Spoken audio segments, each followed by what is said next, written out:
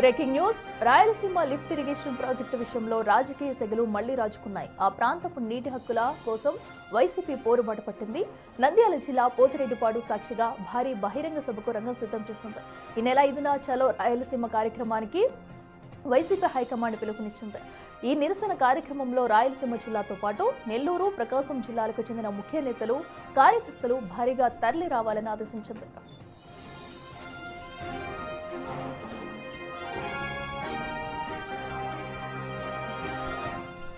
ఇప్పటికే పార్టీ కీలక నేత సజ్జల రామకృష్ణారెడ్డి టెలికాన్ఫరెన్స్ నిర్వహించారు. ప్రాజెక్టు ప్రాముఖ్యతను, ప్రస్తుత ప్రభుత్వం చేస్తున్న జాప్యాన్ని ప్రజల్లోకి తీసుకెళ్లాలని దిశానిర్దేశం చేశారు. చంద్రబాబు ప్రభుత్వం రాయలసీమకు తీరని అన్యాయం చేస్తుందని వైసీపీ నేతలు మండిపడుతున్నారు. రాయలసీమ ఎత్తిపోతల పథకాన్ని అడ్డుకుంటూ సాగు, త్రాగునీరు అందకుండా చేస్తున్నారని విమర్శించారు.